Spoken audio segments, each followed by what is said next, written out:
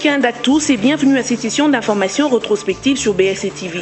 L'actualité de cette semaine a été marquée par la confusion qui persiste au sein de l'opposition sur le choix du candidat Premier ministre. Le président du Conseil de sages du Rassemblement, Katebe Katoto, a démenti l'existence de la supposée lettre qu'aurait écrite Etienne Tshisekedi avant de mourir, proposant Félix Tshisekedi au poste du Premier ministre selon le membre du Rassemblement.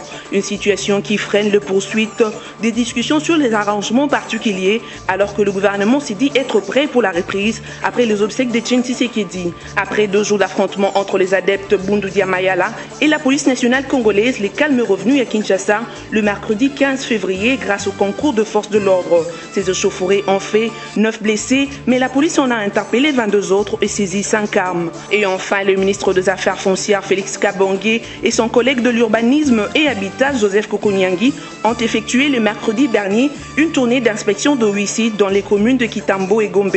Cette visite s'inscrit dans le compte d'une vérification sur la régularité des arrêtés de désaffectation de propriété de l'État congolais occupés par les particuliers. Confusion au rassemblement autour du choix du candidat Premier ministre du futur gouvernement. D'après les délégués de cette plateforme, au pourparlers de la SENCO, Etienne Tshisekedi aurait écrit une lettre adressée aux évêques et dans laquelle il aurait présenté son fils Félix Tshisekedi comme futur Premier ministre. Faux, rétorque Katebe Katoto, membre et vice-président du Conseil des sages du Rassemblement, qui pense qu'il serait la personne la mieux placée pour occuper ce poste au regard du soutien que lui a porté Etienne Tshisekedi. Nous allons récolter les avis des uns des autres et après nous allons trancher. Mais ça m'aide beaucoup que vous vous portez candidat parce qu'il y a une candidature ici où on me fait pression que je ne suis pas pour. Voilà, ça c'est le terme exact que lui-même a utilisé. Il m'a dit ceci. Ça m'arrange que vous vous portez candidat parce que et comme ça va équilibrer les choses parce qu'il y a une candidature qu'on m'impose en me faisant pression et je ne suis pas pour. Mais il ne m'a pas dit que ça concernait son fils ou quelqu'un d'autre. Ça, je dois être franc et sincère aussi. Mais il m'a dit seulement qu'il subissait des pressions, c'est tout. La question reste celle-ci de Félix Tshisekedi à Katebe Katoto, qui a réellement été choisi par le leader Maximo pour être nommé Premier ministre par Joseph Kabila, président de la République. Quand dans les rassemblements, le violon ne s'accorde pas sur la personne proposée par Etienne Tshisekedi, la SENCO, elle, poursuit ses contacts en informel pour écouter les points de vue des parties prenantes. La majorité présidentielle réitère sa position en ce qui concerne le choix du Premier ministre. 3 noms doivent être présentés au chef de l'État qui, grâce à son pouvoir discrétionnaire, nommera un seul au poste du Premier ministre de transition. C'est lors d'un point de presse tenu ce vendredi 17 février à Kinshasa, lu par Adolphe Loumanou, un des délégués de cette plateforme présidentielle, au pourparler de la SENCO, que la AMP clarifie sa position. Concevoir les choses autrement, c'est vouloir transformer le pouvoir discrétionnaire de nomination du président de la République en simple investiture du Premier ministre en violation de l'article 78 de la Constitution. La majorité présidentielle réitère son soutien à la mission des bons offices en vue de permettre la conclusion par les partis de l'arrangement particulier pour la mise en œuvre de l'accord dans le but de l'organisation des élections apaisées, crédibles et transparentes. Le gouvernement a par ailleurs insisté sur sa bonne volonté de mettre un avion pour rapatrier le corps d'Etienne Tshisekedi et sa famille en vue des obsèques dignes au pays. Même toutes les dispositions prises pour qu'un avion soit mis à disposition pour rapatrier son corps ainsi que la partie de sa famille qui est en Belgique. Il est évident que nous ne pouvons pas rapatrier la dépouille de M. Tshisekedi de notre initiative. Nous ne pouvons le faire qu'en synergie et en collaboration avec la famille de M. Tshisekedi. Après la signature de l'accord du 31 décembre 2017, la majorité présidentielle et l'opposition non signataire de l'accord du 18 octobre ne s'accordent toujours pas sur le mode de désignation du futur Premier ministre de transition. La police nationale congolaise a lancé un assaut au siège du mouvement politico-religieux BDK que dirige Némoine Nsemi à Kinshasa dans la commune de Ngiringiri lundi 13 février dans la soirée. Des sources concordantes, on a appris que cette opération de la police nationale congolaise a été effectuée contre des présumés adeptes de la secte religieuse Bouddoudia Congo. Elle a occasionné 3 morts dans la capitale congolaise. D'après nos sources, il s'agissait d'une chasse aux adeptes de Bouddoudia Congo. À l'issue de cette vaste opération, la police a mis à nu la cache d'une trentaine de personnes qui, d'après des témoins, préparaient une attaque éventuelle dans la capitale. Néanmoins, la police est parvenue à les contenir et à les déloger de leur cache. 3 corps sans vie ont été vus par des témoins sur place. Ces derniers seraient les présumés adeptes de Bouddoudia Congo. À la résidence de leur leader, Némoine Nsemi, dans la commune de Ngalema, à l'ouest de la ville, des sources concordantes ont signalé des tirs peu après 21h, heure locale. Alors où nous vous donnons cette information, les forces de l'ordre sécurisent les alentours de la résidence de Némoine Nsemi à Macampagne. Le calme est enfin revenu à Kinshasa, capitale congolaise, après les échauffourées entre les adeptes de Bouddoudia Mayala et la police nationale congolaise lundi et mardi dernier. Ces échauffourées qui ont duré 2 jours ont éclaté dans l'après-midi du lundi autour de résidence du député Némoine Nsemi de Macampagne Ngalema et de celle de Ngiringiri. Tout est parti d'une attaque de militants de Bouddoudia Mayala contre la population et les forces de l'ordre, une situation qui a troublé l'ordre public. Le porte-parole du gouvernement, Lambert Mende Omalanga, avait annoncé dans la soirée une opération d'assaut de la police à la résidence de Macampagne où s'étaient retranchés les leaders de Bouddoudia Mayala qui déjà étaient encerclés par les éléments de la police. D'après les bilans avancés par le porte-parole de la police, Pierrot Mwanamputu, au moins 9 personnes seraient blessées et 22 autres interpellées. Parmi les dégâts collatéraux, on compte également 2 jeeps de particuliers incendiés par les combattants. La police annonce aussi avoir saisi 5 armes. En outre, la ministre des Droits humains, Marie-Ange Moussebe Koualikoulia, a dans un communiqué officiel condamné avec la dernière énergie, au nom du gouvernement, ces actes inciviques, criminels et terroristes qu'aucun État moderne et soucieux de droits fondamentaux humains ne peut tolérer. Une situation qui a paralysé les activités et causé de vives tensions dans ce coin de la capitale. Némoine Nsemi a été désavoué par les députés nationaux élus du Congo central. C'est à travers une déclaration lue jeudi 16 février à Kinshasa par le caucus des députés Né-Congo. Lue par le député national Clément Nzaou, les élus de Né-Congo ont pris à témoin la communauté tant nationale qu'internationale en réaffirmant leur attachement inconditionnel à l'unité du pays. Ils condamnent les recours à la violence et les discours xénophobes en rejetant tout appel à l'exclusion tribale prôné par Némoine Nsemi, leader du Bouddoudia Mayala. Ils désapprouvent aussi toutes ces velléités sécessionnistes. Les députés des Congo ont aussi signifié que Némoine Nsemi est un député national élu de Kinshasa et non du Congo central. Et à ce titre, il n'a ni qualité ni mandat d'engager la province du Congo central. Ils ont par ailleurs rappelé au gouvernement sa mission régalienne de protéger et de sécuriser les personnes et leurs biens, avant de demander aux autorités compétentes de tout mettre en œuvre pour neutraliser avec professionnalisme toute tentative insurrectionnelle des adeptes de Bouddoudia Mayala et d'établir les responsabilités de toutes les pertes en vies humaines et dégâts matériels enregistrés afin que leurs auteurs en répondent devant la justice.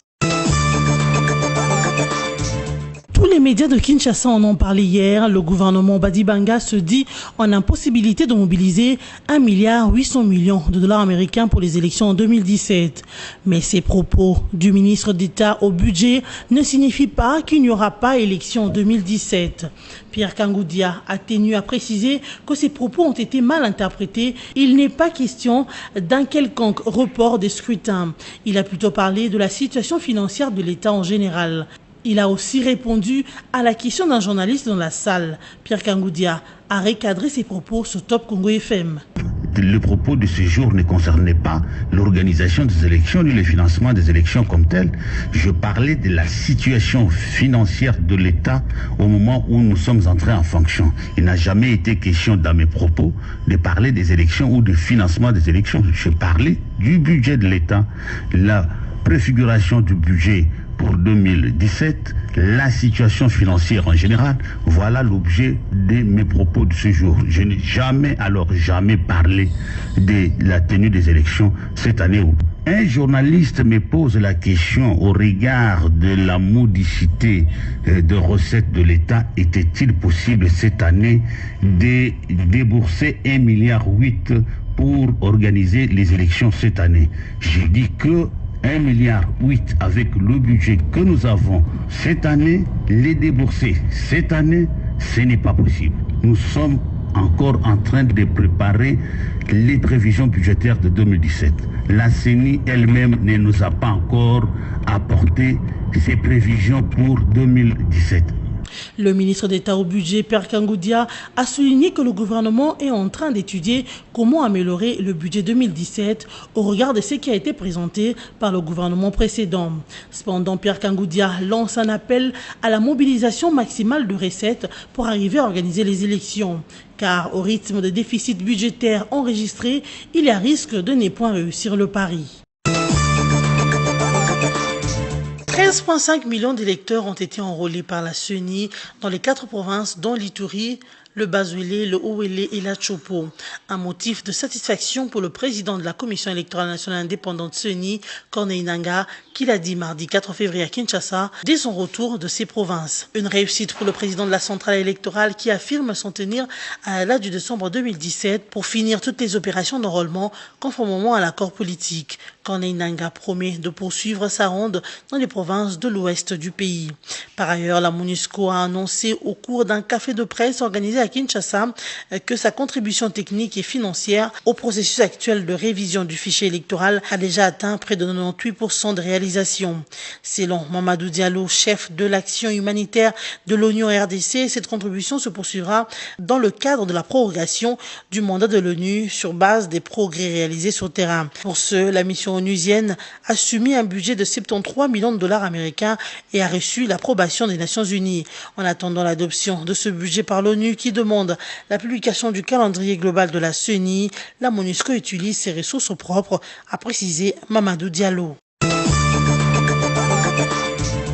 Comme prévu par la CENI, la capitale Kinshasa, les provinces du Congo central, Kwilu, Kwango et Maïndomé font partie de derniers sites d'enrôlement des électeurs. Déjà sur ce site, l'on a démarré le jeudi dernier le déploiement de kits électoraux. La Commission électorale nationale indépendante CENI a expédié, avec l'appui de la MONUSCO, environ 3 tonnes de matériel à Kimvula, au Congo central, cité située à plus ou moins 200 km de Kisantu. Ce lot expédié comprend des formulaires, des kits bureaucratiques, cartes d'électeurs, kits d'enregistrement et des films plastiques.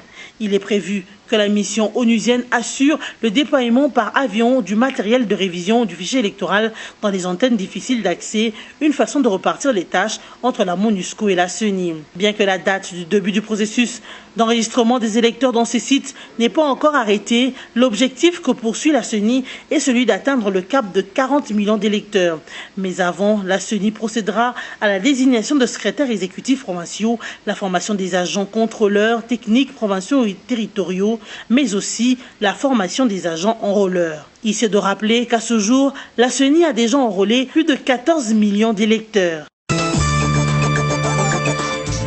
Le ministre des Affaires foncières, Félix Kabange-Numbi, et son collègue de l'urbanisme et habitat, Joseph Foukonyangi, ont effectué ce mercredi une tournée d'inspection sur 8 sites dans les communes de Lagombe et de Kintambo, en bravant la pluie matinale de ce jour. En ouverture de cette journée de travail, le premier site visité est l'immeuble situé juste au croisement des avenues transversales Ngouma et une autre parcelle située dans les alentours du rond-point Kintambo Magasin.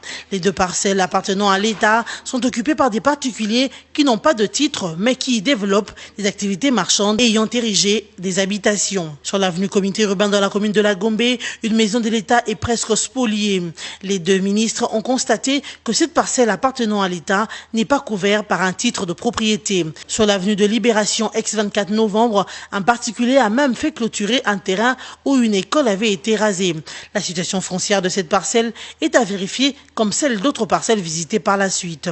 Les avocats de la République se sont joints également à cette visite qui a conduit les deux ministres sur l'avenue de la Justice où ils ont visité des résidences à reverser dans le domaine privé de l'État et sur l'avenue Pumbu où ils ont constaté l'occupation d'une parcelle par un grand chantier établi régulièrement en partenariat avec le ministère de l'Urbanisme. Les deux ministres ont achevé leur visite par le bâtiment Cercas où ils ont voulu se rendre compte de la mise en valeur d'un terrain clôturé depuis une dizaine d'années. Après ce périple, le ministre de l'Habitat a déploré le pillage immobilier des maisons de l'État, chose qui a emmené le ministre Kabange Numbi à annoncer son engagement à délivrer les titres de propriété pour les parcelles de l'État et à vérifier la régularité des arrêtés de désaffectation pour les parcelles occupées par les particuliers. Je pense qu'il y a déjà des premières mesures qui sont en train d'être prises. C'est que nous sommes en train de préparer des titres de propriété pour l'État congolais.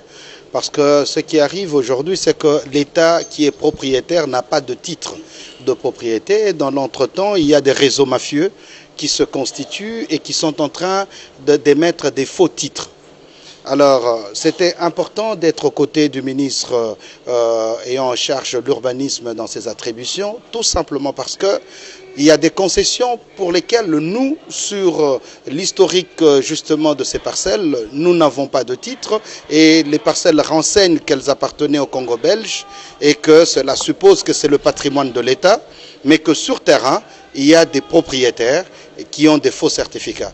Parce que c'est tout à fait normal que l'État puisse procéder à la désaffectation de certaines propriétés, mais cela doit suivre un processus. Des faux billets de 5 000 et 10 000 francs congolais sont en circulation dans la capitale congolaise.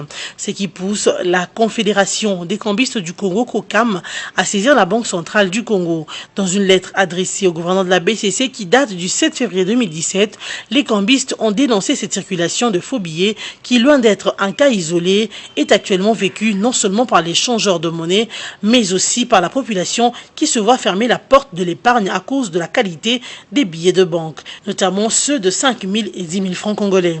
Pour preuve, selon cette lettre, une somme de 805 000 francs congolais a été saisie à la Robank le 6 février 2017 dernier, en plus de plusieurs autres cas constatés dans le milieu des changeurs de monnaie. Parlons du motif de la saisie effectuée par la Robank. La Confédération des cambistes du Congo indique que les services de cette banque commerciale ont évoqué le fait que ces billets de 5 000 et 10 000 seraient des faux alors qu'ils ont été reçus de la primature en échange contre des devises étrangères. Jusque-là, les interrogations demeurent entières sur la provenance et l'identité de l'émetteur de ce faux billet. La Banque centrale du Congo est appelée à communiquer sur cette question afin de fixer l'opinion congolaise. La RDC a vaincu l'épidémie de la fièvre jaune sur toute l'étendue du pays. Cette confirmation a été donnée par le ministre de la Santé publique, Oli Ilunga Kalenga. D'après les ministres, aucun nouveau cas autochtone de la maladie n'a été recensé depuis le 28 juin 2016.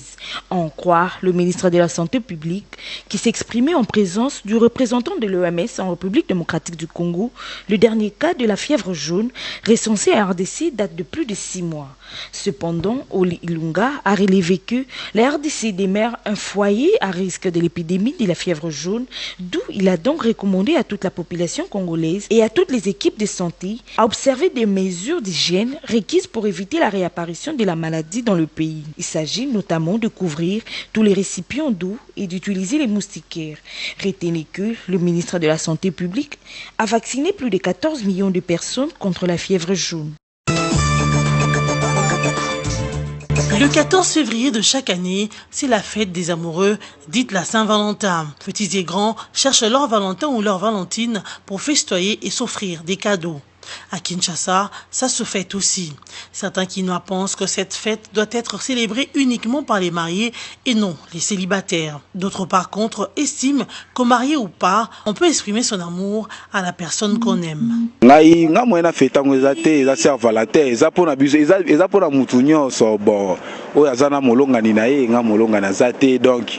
non fêter na otala kana basika o baza ba marié déjà et na sebe pona bloche na do fêter na pourquoi pour me soit marié mais non pour le célibataire bon ba cadeau eza monté puisque nga na za madame te so za ki na madame ne nga préparer cadeau pour na mais na za madame te je leur dis de s'abstenir de fêter la Saint-Valentin. Qu'ils attendent jusqu'à ce qu'ils se marient, ça sera mieux. Considéré comme une fête païenne où l'on rendait hommage à la Louve qui allaita les jumeaux fondateurs de Rome, Romulus et Rémus, le 15 février, l'Église catholique la remplacera par la célébration de la Saint-Valentin qui se fêtait déjà le 14 février. Saint-Valentin serait donc devenu le protecteur des couples de fête grâce à la date où il est célébré.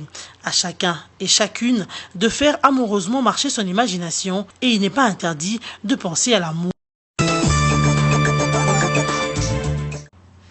Michael Flynn, conseiller à la sécurité du président américain Donald Trump, a démissionné ce mardi 14 février. Il est soupçonné d'avoir discuté les sanctions américaines sous Obama avec Moscou.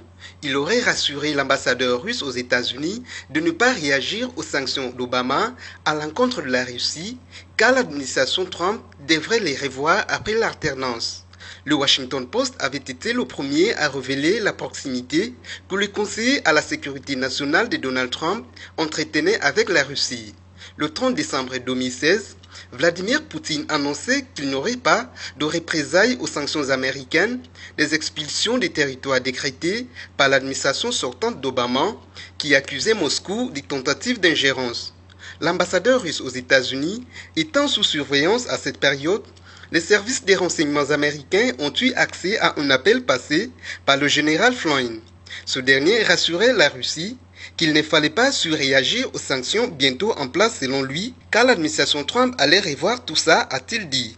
Lundi soir, le porte-parole de la Maison-Blanche assurait que le président Trump réfléchissait au cas Flynn. Et la conseillère spéciale affirmait que Michael Flynn avait encore la confiance du président Trump. C'est désormais le général Kellogg qui remplace Michael Flynn au Conseil de sécurité de Trump. Tenez que l'administration Trump est émaillée par des scandales depuis son investiture il y a 3 semaines. Les fraudes électorales imaginaires, les décrets anti-immigration bloqués en justice, les fuites multiples en provenance de la Maison-Blanche et des fautes de communication, tels sont entre autres des scandales qui caractérisent désormais cette administration. Mesdames et messieurs, le rappel de titre.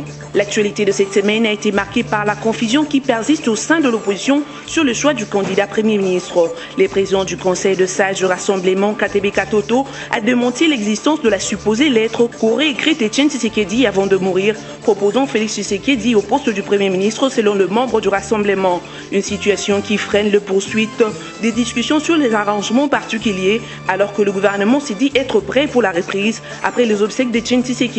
Après 2 jours d'affrontement entre les adeptes Bundudia Mayala et la police nationale congolaise, les calmes revenus à Kinshasa le mercredi 15 février grâce au concours de forces de l'ordre. Ces échauffourées ont fait 9 blessés, mais la police en a interpellé 22 autres et saisi 5 armes. Et enfin, le ministre des Affaires foncières Félix Kabangé et son collègue de l'urbanisme et habitat Joseph Kokoniangi ont effectué le mercredi dernier une tournée d'inspection de 8 sites dans les communes de Kitambo et Gombe.